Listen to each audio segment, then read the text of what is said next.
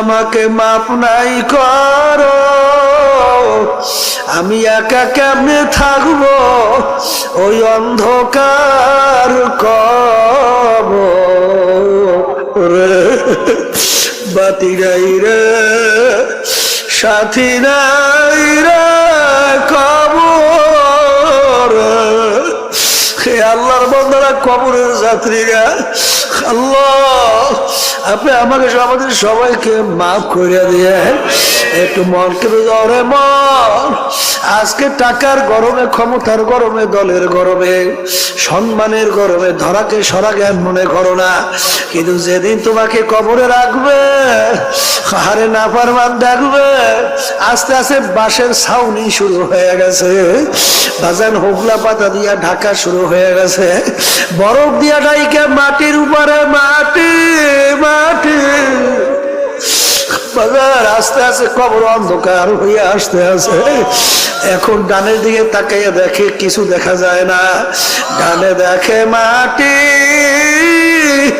বামে দেখে মাটি, উপরেতে বাঁশের ছানি, নিচের দিকে তাকাইয়া দেখে মাটির বিছানা। আরে উপরে দেখে মাটি, নিচে মাটির বিছানা। আরে এখন দিক বিদিক না পাই আমার মালিককে ডাকতে দেবে, আল্লাহ আল্লাহ আল্লাহ আল্লাহ। আমার মালিক উত্তর বড় নেমু খারাপ, আমার সমস্ত নেমাত ভোগ করিয়া দুনিয়ায় বাইচা ছিলি, আমার দেওয়া নেমাত চক্ষু দিয়া দেখছো, আমার দেওয়া নেমাত জবান দিয়া কথা বলছো, আমার দেওয়া নেমাত কান দিয়া শুনছো, আমার দেওয়া নেমাত ব্রেন দিয়া পড়াশোনা কইরা বড় ডিগ্রি অর্জন করছো, আমার দেওয়া নেমাত দিয়া ব্যবসা বাণিজ্য করে সম্পদ গুছাইছ, আমার দেওয়া নেমাত সূর্যের আলো ভোগ করছো, আমার দেওয়া নেমাত নদীর ভিতর থেকে মাছ উড়ে পাক কইরা খাইছো, আমার দেওয়া নেমাত ধানের ভিতর থেকে চাউল বের করে ভাত পাক কইরা খাইছো, আমার দেওয়া নেমাত সব ভোগ কইরা আমার হুকুম মানু নাই। আরে যেরকম দুনিয়ায় তুই আমাকে ভুইলা গেছিলি, আরে দুনিয়ায় বসে তুই আমাকে ডাকো নাই, আর এখন কবরে শত শত বছর আমাকে ডাকবি, আমি একবারও তোর ডাকে সাড়া দিব। ওলা ও কবরের মাটি এমন ভাবে চাপ মারো, এক পাজরে হাত দিলি অন্য পাজরের মধ্যে মিশাইয়া দাও, আমার কাছে কোনো খাতির হবে না। হে দুনিয়াদার পাগল আমার বাবারা, কোন দুনিয়ার পিছনে পড়ে আমার মালিককে বলছো?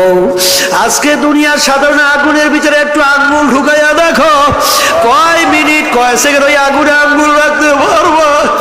1 মিনিট আঙ্গুল রাখার শক্তি দুনিয়ার কোনো মানুষের নাই। এ মুসলমান যারা ঈমান আছো, বিশ্বাস করা লাগবে। আল্লাহ রাব্বুল আলামিন কুরআনুল কারীমের ভিতরে বলছেন, নারুল্লাহিল মুকাদাতুল্লাতী তাত্তালিউ আলাল আফইদা, জাহান্নামের আগুন এমন তেজের আগুন হবে, শরীরের যে কোনো জায়গায় লাগার সঙ্গে সঙ্গে ওই আগুন যাইয়া কলিজা পর্যন্ত পৌঁছা যাবে। আল্লাহ আপনি আমাকে আমাদের সবাইকে মাফ কইরা দিয়ে। এখন আমার বাজানদেরকে বলবো, এই কলব পরিষ্কার না কইরা যদি কেউ আল্লাহর দরবারে হাজিরা দেন, বেহেশতে যাইতে পারবে? তাহলে আল্লাহর কালাম মিথ্যা হয়ে যায় না? কি শুরু করলাম, হয় কি হয় না? এখন কলব পরিষ্কার করবেন কেমনে? কলবের রোগটা কি এইটা বোঝা লাগবে। এটা কি লাগবে? বাজার আপনার জ্বর হইয়া জিহ্বা নষ্ট হয়ে গেছে, যত ভালো খাদ্য আপনার সামনে নিয়ে আসা হোক না কেন, ওই খাদ্য কিন্তু আপনার কাছে ভালো লাগবে না। মুখের ভিতরে দেবে, বলবে কি খাদ্য নিয়ে আসছো? তিতা। কি এই আল্লাহর বান্দারা, পর্দা আলে মা বোনেরা, এটা কি খাদ্যের দোষ না তোমার জিহ্বার দোষ? যদি তুমি ঘাউরমি কইরা বলো আমার জিহ্বা ভালো আছে, খাদ্য নষ্ট হয়ে গেছে, তখন তোমার কপালটা পড়ছে, কপালটা। আর যখন সবাই বলতেছে এ আল্লাহর বান্দা খাদ্য কিন্তু ভালো আছে, রোগ হইয়া নষ্ট হয়ে গেছে, তুমি এখনো কেন বসে আছো? যাও, তাড়াতাড়ি যাও, হসপিটালে ভর্তি হও, ডাক্তারের পরামর্শ নাও, প্রেসক্রিপশন অনুযায়ী ঔষধ খাওয়া শুরু করো। এই জোরে বলেন কথা ঠিক কিনা?